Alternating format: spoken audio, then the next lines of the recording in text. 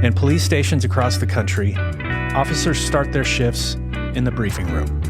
It's a place where law enforcement can speak openly and candidly about safety, training, policy, crime trends, and more. We think it's time to invite you in. So pull up a chair. Welcome to the briefing room.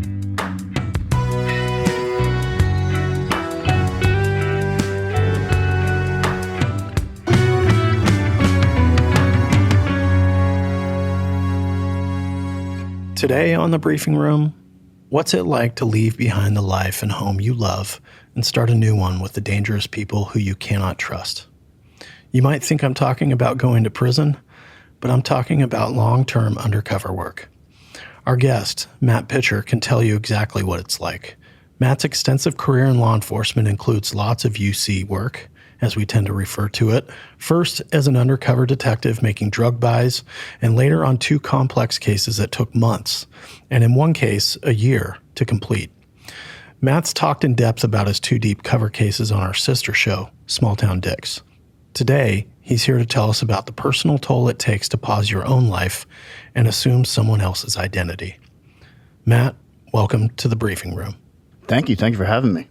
Listeners, Matt has appeared twice on our other podcast, Small Town Dicks, and you can hear his episodes in Season 10 and Season 11. Season 10 is Politically Incorrect. That's the first case where Matt was living kind of an extravagant lifestyle as a UC. Politically Incorrect, Season 10, and Deep Cover in Season 11 of Small Town Dicks highlights Matt's efforts to take down an eco-terrorist group in North Carolina.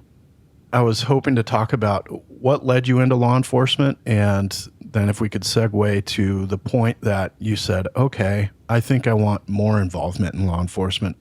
I want so much that I'm going to kill my current identity and take on someone else's. Can you kind of walk us through how you got into this?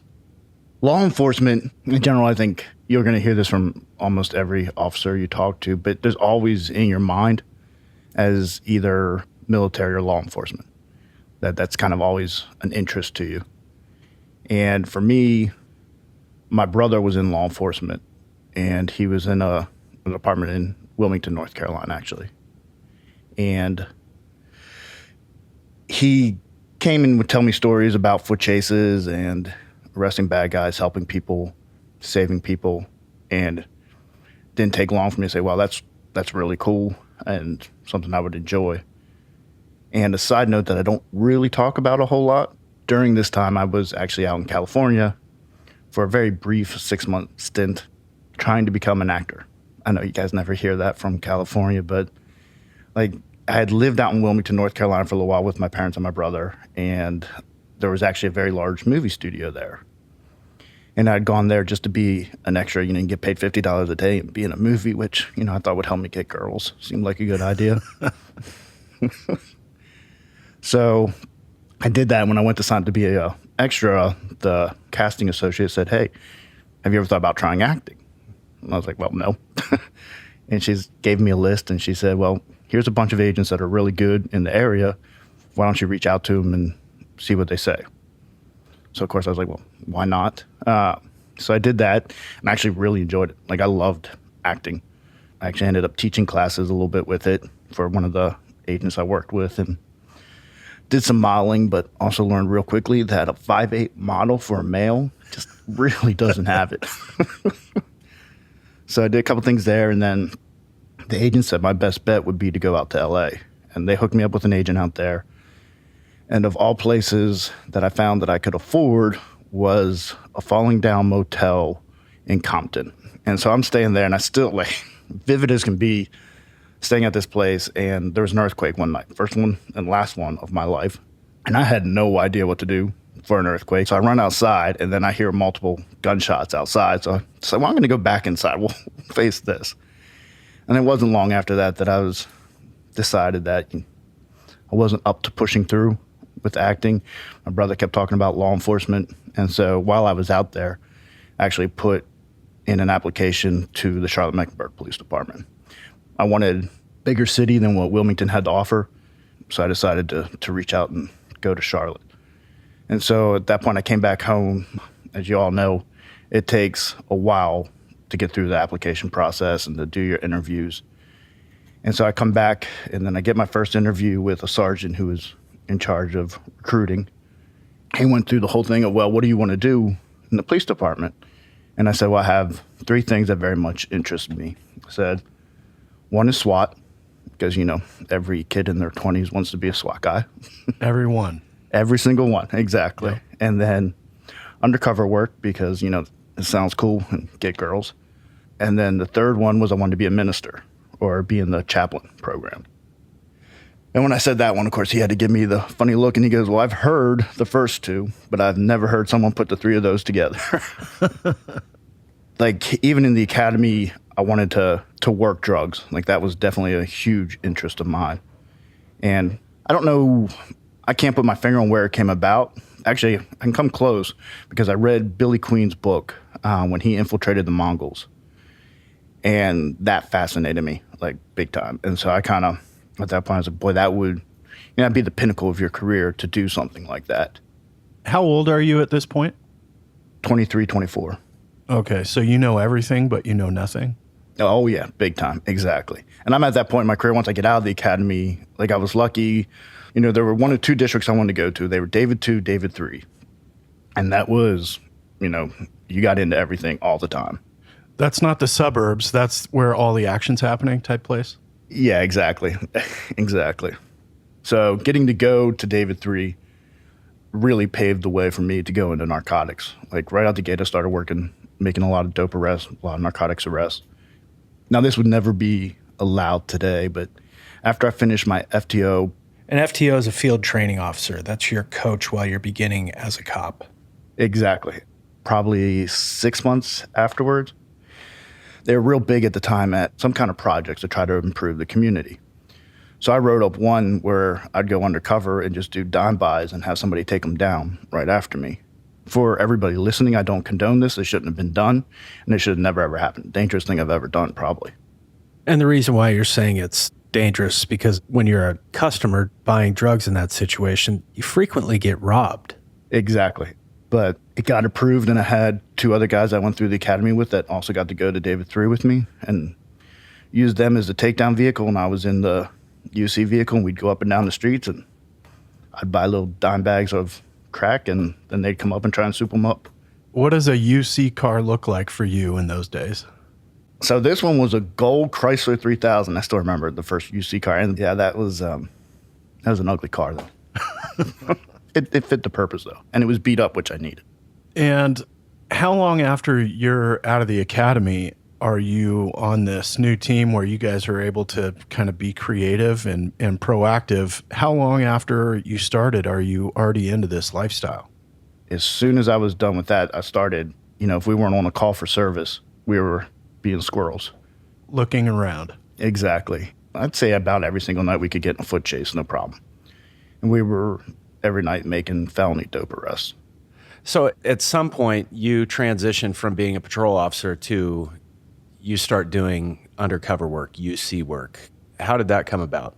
Oddly enough, I was actually doing some UC work while on patrol. My favorite story is, so we had our worst area of public housing called Piedmont Courts, which is now demolished, but it was considered the worst of the worst spot to be. And you always had people on the corner there selling dope nonstop, 24/7. So I had done UC one night and I'd gone down there, and a subject that I already knew pretty well from patrol was there on the corner, rolled up, and he's like, I know who you are. You're a cop. The whole time in my hand, right by the window, I'm holding a $20 bill.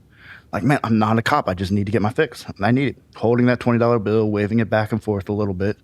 And so finally, he's like, all right. Digs down his pocket and gives me a piece of crack. Give him the 20, and off he goes. And, of course, we arrest him. Takedown team comes in and takes him off. And he probably spent, 6 hours in jail before he got out. And so the next night, I'm down on patrol in uniform saying hi to him, and he still did not completely put it together. And so I started with that patrol, and then I started getting really good with using confidential informants, which are people who, for different reasons, give you information that can lead you to a search warrant. They'll buy drugs for you so you can get a search warrant. So Dan had informants in my caseload working child abuse, you don't necessarily have informants in that caseload, but I know Dan did. And to develop informants is pretty tricky sometimes. Sometimes it's because you have leverage on them, like I'm going to charge you, or you can start helping us. How would you go about developing an informant, and how do you go about like vetting them? So now you can list them as a CI in a search warrant and they're credible, all that stuff. Can you walk us through that? Yeah. So in Charlotte, basically, and it kind of started the exact same way you say, if I pick someone up for a stem, which is, an item that they use to smoke crack cocaine, that's a charge of drug paraphernalia. It's a misdemeanor. It's not really a big charge at all, but most people don't want to spend any time in jail and will do what they can to get out. So that was a very common one for me, is to what we call flip somebody that had a stem. So first thing I say is, all right, first thing we got to do is, make you what you just said, reliable. And so I say, give me information. What can you tell me about people in the neighborhood? And so they'd name off some drug dealers, people who I already knew were selling dope. So I was like, okay, information they're giving is credible. And they go into detail what the person looks like, what they drive, where they live, that kind of thing, to really vet it out. And then you just say, all right, come on, I'm going to grab a UC car. I'll meet you at this location and pick them up. And then we go do a buy. We'll give them money. It'll be documented. We'll have the serial number or whatever. And then we'll go with them, drop them off somewhere. They go and do a buy, come back to us, give us the dope. And then my thing was 3 times. They would do 3 buys for free that don't count for anything and that I don't use for charges or anything. It's basically letting dope walk. But it's showing me that, all right, they can do what they say. They're reliable. Now I can use them. Then we send them to a house, same exact procedure.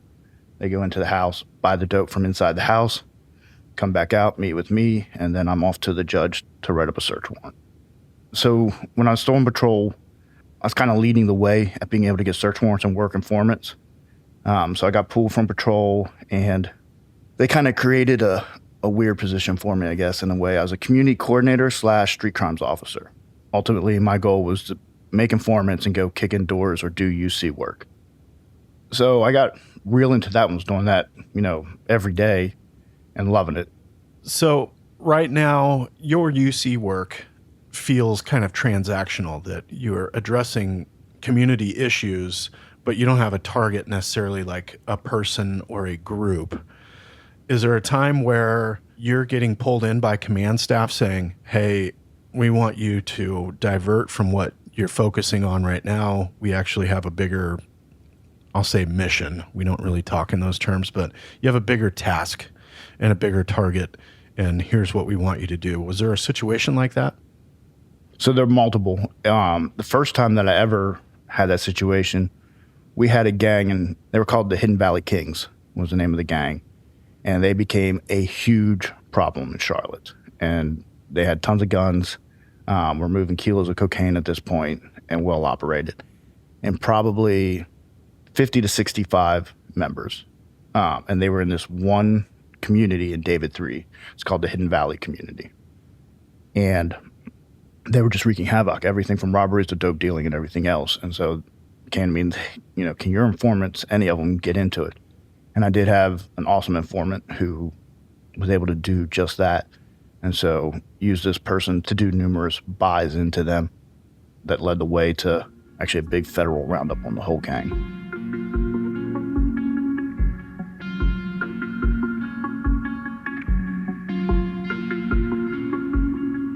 So we're here to talk about how going deep undercover changes you.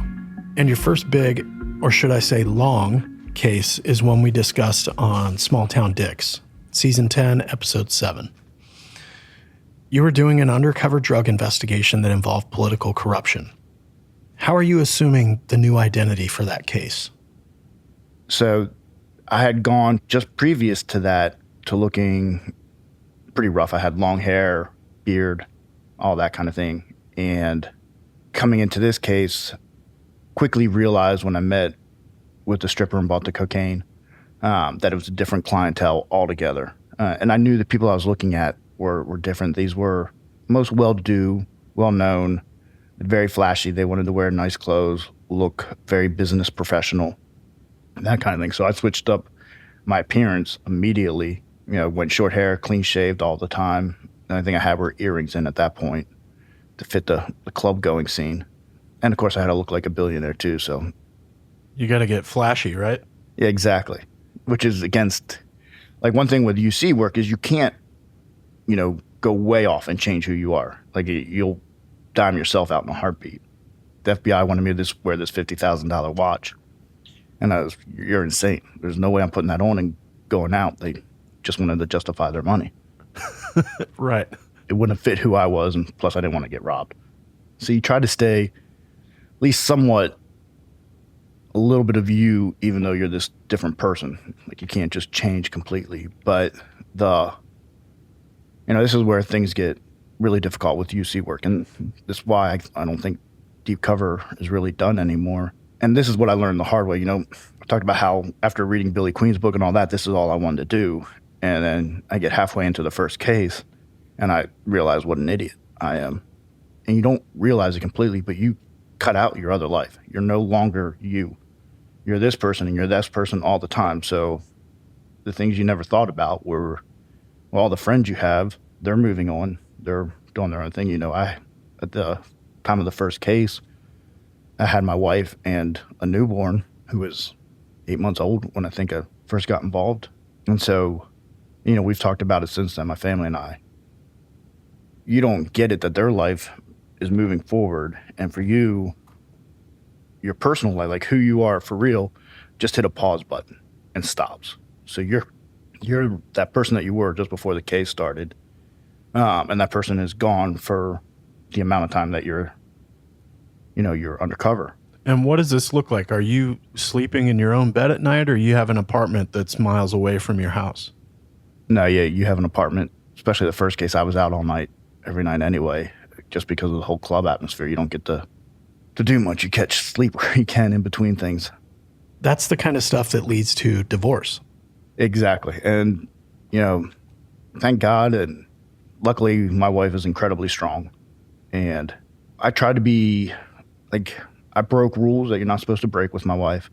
Like, she knew what I was doing. She knew stuff about the case that technically she shouldn't. But I wasn't willing to sacrifice my family any more than I already was for the case. So I did break details that I wasn't supposed to. And I think that at least helped her some mentally to know a little bit of what was going on instead of being completely in the dark. I have a good friend who infiltrated the Outlaws. The Outlaws are the oldest motorcycle gang in the United States, and I believe they're headquartered in Chicago, Illinois. They were founded in Illinois. Yeah. My friend, he was working with the FBI with that, and he followed it basically by the book and didn't tell his wife anything. And he was still getting to come home a little bit. And, obviously outlaws go to strip clubs and everything else. So there were several times he'd come home and he would smell like a strip club. As you can imagine what that smells like. And, following the rules and not saying where he was or anything like that, it ended up costing him his marriage, something he really regretted. So that was kind of part of my decision as to why I played it the way I did. And so you have this major disruption in your personal life. And when the case is over, you're doing a different kind of undercover work that might be less disruptive, but it's still dangerous with these targeted transactions to take down drug dealers. Correct. Yeah, that's a perfect way to put it. So 2 big operations in addition to a life on patrol and detective work where you're doing this kind of transactionally taking out drug dealers, targeted, focused investigations on probably geographical areas in cities? Correct. So the way that it typically works, started arresting people for street-level drugs and doing undercover for street-level drugs when I was on patrol, and then moved over to like a street crimes position. And then from there, I got into vice and narcotics. Now, I didn't even understand completely about undercover and vice and all that when you go to it. We all think of the same thing. We think of narcotics transactions, murder for hires, and prostitution. That's kind of what you think of when you think of UC work. But the reality is it's everything under the sun. Unfortunately, everything from having to investigate other officers that may be doing something illegal. Like, unfortunately, you have officers that are selling drugs sometimes and everything across the line. And so your job is to investigate all of it. And it's kind of funny. I always say the undercover unit or the vice unit is the black sheep of every single department. These are the ones that every agency knows they need them. Not a single agency wants to admit they have them, kind of thing, or even recognize them. Just because, we do, for lack of a better word, the dirty work, and we look dirty most of the time. There's only, like I said, that one case where I actually got to be clean. But the rest of the time, I look pretty grungy, most of it. Are you carrying a weapon on this? Is it kind of a play it by ear type thing, or are you always armed? So when you're doing street level buys, you're always armed. And then there's a golden rule to undercover work. And that rule goes to crap when you talk about deep cover. Because the golden rule is with undercover work that you always keep it business. If you want to stay alive doing undercover work, business only. It cannot become personal. If it becomes personal, then emotions get involved, and that's when you get killed. That's when the person wants to take revenge, kind of thing. Unfortunately, deep cover work, if you keep it business, you're not going to achieve your objectives. You just can't. That's life. A lot of times when it's narcotics that you don't really know the person, you're not building a friendship, it's business only, you can stay armed, no problem. I've even had a couple cases where they've seen my gun on my side or anything like that, and basically I'm like, well, hell yeah, I have a gun. You don't? And so you can play it off pretty easily. Both deep cover cases, I could not carry a gun, and I was searched pretty much, especially in the beginning. You're searched every single night. So with the political corruption case, we spent most of our time in strip clubs, and they used the girls, check them, make sure he doesn't have anything, and just the way it went. One of the scariest times on the second case was when I had to go shoot with my crazy best friend in that whole thing, and sitting there, and he's got the guns and I've got nothing. And I hate to say it, but he was actually a good shot. So That's from the second episode you did with us on Small Town Dicks. In season 11, that episode is Deep Cover. You were in mortal danger. yeah, So he's telling you, hey, go put these targets up. yep, exactly. And you're walking down range to put up targets, and it's like, I'm really making this too easy for him. I mean, you think about that, just oh shit, this could be it right here. I mean, just the anxiety of walking down with your back to somebody. So we ended up at a gun range today, and it's way off the beaten path. Awesome. Yeah, I mean, this was his farm, acres and acres and acres. Being at the range when you're in law enforcement, there are some very clear rules that if you violate them, you could probably get fired. You just won't work in law enforcement anymore. So cops inherently, anytime we're around a range, we're very careful and we're very measured. Everything is deliberate. And you think about, it's not like you ask your buddy there, hey, have you had firearm safety courses and training? That's just not a question that's going to be asked. So I've been around my buddies who don't have firearm training, and I'm so conscious of what they're doing with a gun. That's got to be a concern too. Like, hey, is this guy is he an idiot and I'm just going to catch around just because he's screwing around? And I mean, obviously, and this guy in particular is so crazy as it is and does stupid things on a daily basis. And you don't know, is he high right now, or is he of sound mind? Or yeah, it's not comforting. I think for listeners, when I think about UC work, I'm thinking, what do you do in the situation where it's starting to get a little hairy or somebody's starting to question whether or not you're legit? Do you have some situations like that you can recall right off the top of your head? More than I would like. Walk us through those. The one that I thought was probably going to get me killed one time, I was at a party in Charlotte, and this was a who's who party. You had celebrities at the party on down, and I had come to the party with a drug dealer, and I'm not positive how much dope he brought to this party, but it was a very significant amount. Significant means something to me and Dan. What is significant in this lifestyle with this group? What is a significant amount of, I'm guessing it was cocaine? So yeah, upwards of 1 kilo of cocaine, as well as Adderall, because that was real big with the club goers at that time, especially the girls. So he came with a ton of both. So I went to high school up in Pennsylvania. There was a girl from my high school that actually found her way down to Charlotte and had a quasi-celebrity status because she had been on one of the reality TV shows. And so I had a feeling she could be at the party. I knew she was in Charlotte. but I hadn't seen her since I was in ninth grade. I was like, well, there's no way she'll remember me. So I'm like, all right, I know there's going to be a bunch of people. Like, I talked myself into it that, all right, there'll be enough people there. I can play this. This won't be an issue. There were about at least 200 people at this party. I mean, it was a big party, huge house. So at one point, my drug dealer buddy is in the media room, and I'm out by the kitchen area, and all of a sudden I hear my real name. Somebody yelling, Matt, Matt. And I was like, no, this isn't happening. And kind of, you know how you can do that peripheral side glance and get somewhat visual to know? And sure enough, it was her. So not immediately turn and walk away, but kind of just that gradual so it doesn't look like it caught you or anything like that. And go back, and I was like, all right, well, I'll just hang out in the media room with him and everything will be fine. Chances of her, because he was in the very back of it, like it was a huge auditorium type thing with elevated seating. I was like, there's no way she's going to come all the way back. She probably doesn't even know who he is. So I go back and sit with him within 2 minutes. And she walks with two of her friends, and they literally sit down right in front of us in this big auditorium. So at this point, I'm like, yep, I'm screwed. And now all of a sudden being in the back of the auditorium seems like a really bad idea. Because I actually looked and I knew that you go down the auditorium to the front, or media room, whatever you want to call it, and right to the left, there's a door that's a sliding open door that leads back to the woods. And I was like, all right, well, that's the escape plan. This goes wrong, and that's where I'm running. And so I hear him whispering in front of us. And then finally the one friend reaches back and starts whispering to him. So, I'm starting to stretch out at this point. And like I hear him say, how would I know? Was a few bad words. Why don't you just ask him? So then sure enough, one of the friends asked me, where are you from? Now we have a different problem because you always want to keep your cover story somewhat close to your real life to keep as many mistakes from happening as possible. So my cover story is I grew up in Pennsylvania. So I'm like, oh, crap. But I always used that I was from an orphanage just because it's very hard to get information on orphans, obviously. It's protected information. So that makes it harder for them to find me. So she reads back, what, Pennsylvania? Where at in Pennsylvania? I was like, oh. So I tell her where we're at in this orphanage, and that was a little ways away from my house, but I knew it from growing up from being at some camps and stuff there.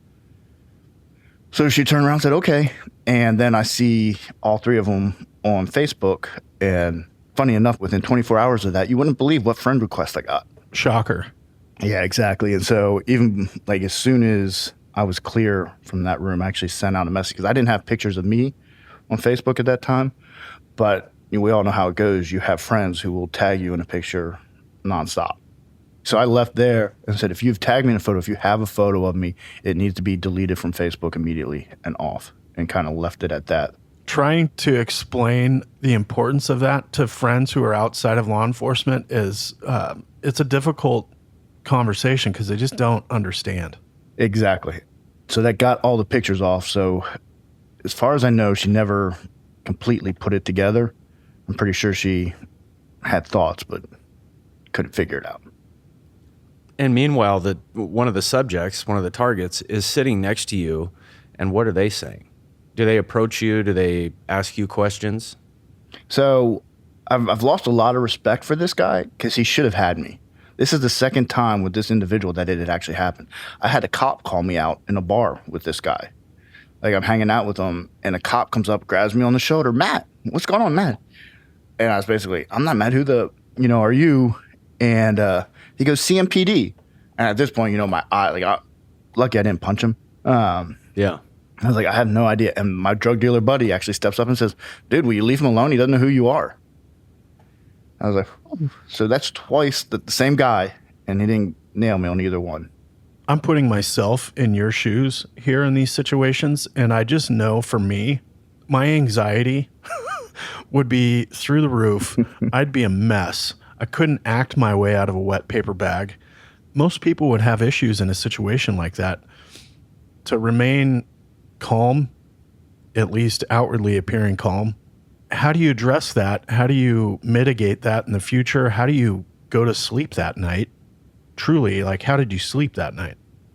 Actually, I don't think I did, but I got really good at that anxiety, bottling it up for that time period, and then bursting later on is kind of the way that went.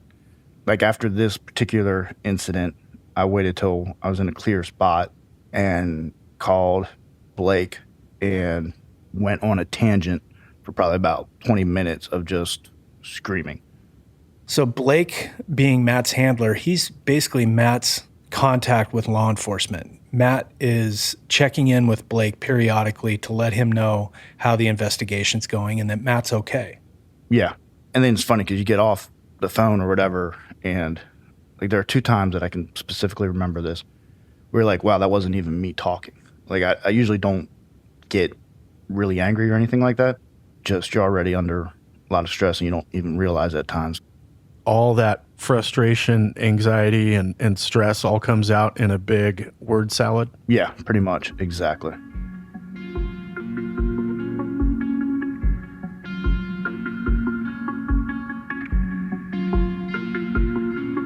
So I think deep cover may actually be a thing of the past, because I don't know how, like to the point of embedding yourself with different groups.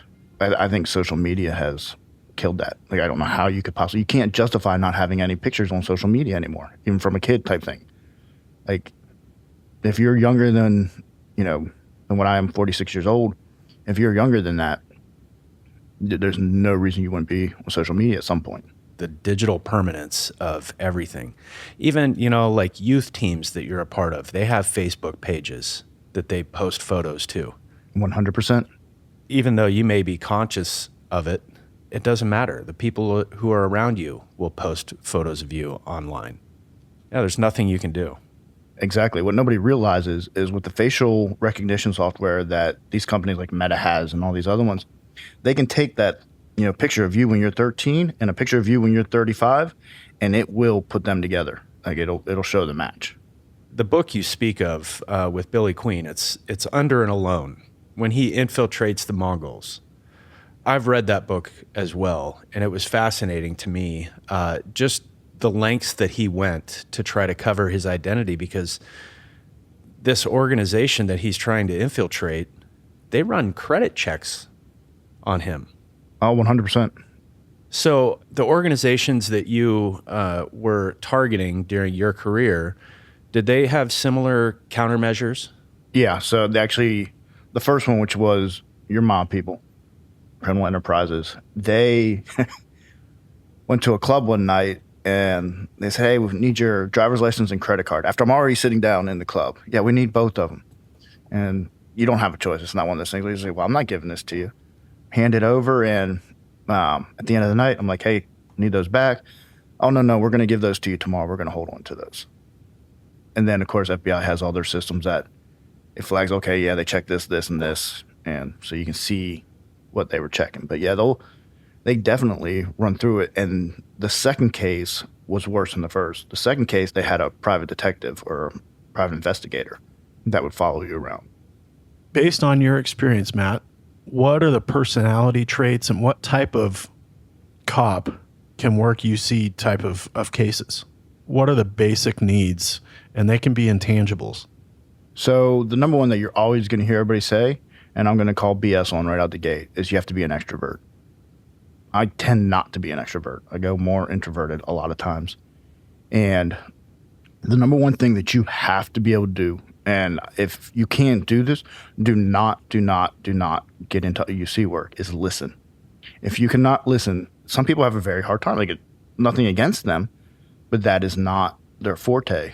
And if you can't listen in UC work, you're rolling the dice every single time that you are going to get in a bad situation. Because being able to listen to people probably saved me more times than not, because you'll read the situation. You'll know when maybe I do need to look for a way to slide off on this one.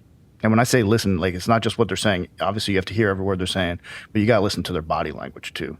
There were a couple times where just even doing street level buys that I knew I was getting ready to get robbed. And you could tell by the way they were talking, going a little bit faster, that kind of thing, that I just was able to bail out and take off to avoid it. I'd say number one is being able to listen. It is uncanny, the little flags that we see. And I learned it from Dan and his senior officers. I remember being on a call with Dan and another guy, and they both looked at him and said, now would be the time. And the guy looked at him kind of confused, like, what are you talking about? Now would be the time. And they're like, you're about to run. Now would be the time, because there's a couple more officers coming into the area right now. And the guy looked at him like, oh, you're right, and took off running. I was a brand new baby cop. Looking back, I'm like, oh, it was obvious. He's doing the little drop step, opening up, like checking out each area. He's looking past us when he's talking to us, clenching the fists. You can tell there's about to be an event. And they just called him on it. And I think it was like, we're daring you, dude. We know what you're thinking. And when you deal with enough of those as a cop, you don't need the event to happen to know what's about to happen. So truly, we profile body language. Like, I can tell when someone's wanted. They put the hood over their head and they turn the other way and they do an about face and walk the opposite direction you're driving. I could always tell when people were going to run. When I contacted them on the street, I knew it was coming because they're looking for their escape route. They blade their stance, where you start to recognize little things like you're saying. You listen to their body language. That's fascinating. Yeah. Like, I mean, same thing as an interview. When you're getting to where you want that guy to say something, all of a sudden he goes way back, and you're like, oh, crap, I'm starting to lose him a little bit. And you rework things to try to bring him back in. But it's that kind of that same thing.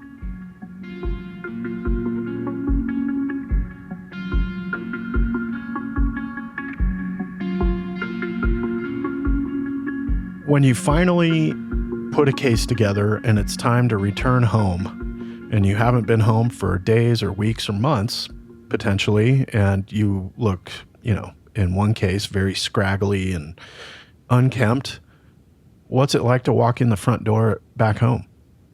Rough. Do you give them a heads up or you just show up unannounced? No, I just showed up, actually, on the second case. First case, yeah, I think so.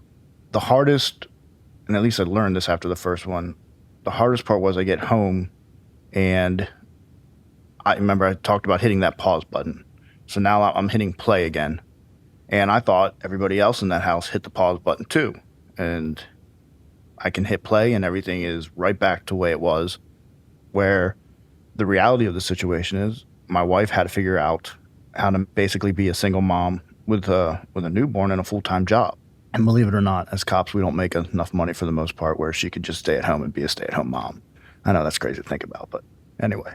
So she actually was hitting a very busy time at work when I finished the first case. And I come back thinking, well, now's going to be a great time for a vacation for all of us, relax a little bit, my head can get clear and all that. Great time for you. Yeah, exactly. And, when she tells me, well, no, that's not happening.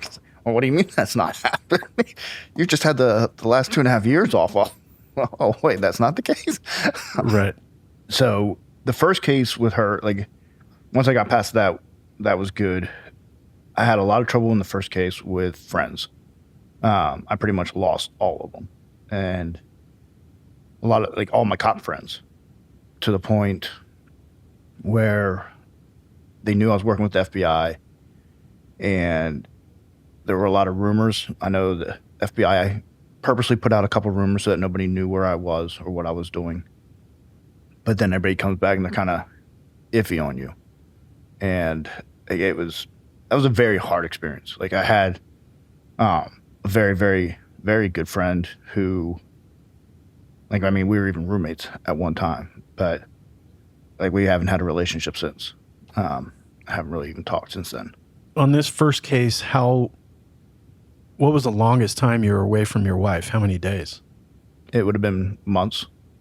It would have been over a month. I'm just trying to give myself and the listeners, we're not talking he went away for a week. We're talking months where it's just I'll talk to you when I talk to you. Yeah, and it can get very hard. The first case was better than the second case. Second case, it was basically a year. And 95% of the communication being text messages, and very brief text messages at that. I can tell you the real conversations that we've had. One, she called me when my kid has always been extremely well behaved, everything like that, and he was at daycare, and he was just acting very moody, very down, that kind of thing. And they confronted him on it, of course, and he's like, I miss my daddy. And my wife debated whether she was even going to tell me or not, but was more worried how upset I'd be to find out about it later. So I was actually driving to an environmental meeting, and she called me and tells me, and I end up pulling over and bawling my eyes out for a few minutes. I almost dropped the case at that point. She's actually part of the reason I stayed in, is because it was well, if the bombing does happen, how are you going to handle it emotionally if you leave? Which, thank God, she got me through it. Matt, this bombing you're discussing this group is discussing planning a bomb to be majorly disruptive at a huge political event. Yeah. And the hard part was I pulled over, I bawled, and then you sit there, and I've got to go back to being the other person then. That was kind of hard. And then during that case also, my mom had uterine cancer. And so now, my wife had to deal with that and the kid. And I tried to get clearance to see my mom at the hospital and was denied. It was felt too big of a risk. And so I finished that case, and I come home, and I was mentally not there. Like I was pretty gone after that case. I was drained. I came home. I hadn't showered in over a month when I came home because everybody else stank, and I wasn't going to be any different. If I had to smell them, they were going to smell me. Kind of the way I looked at it. So I got home and showered forever, shaved, and then immediately got sick. Like I felt awful. Like I think my body just was shutting down at that point.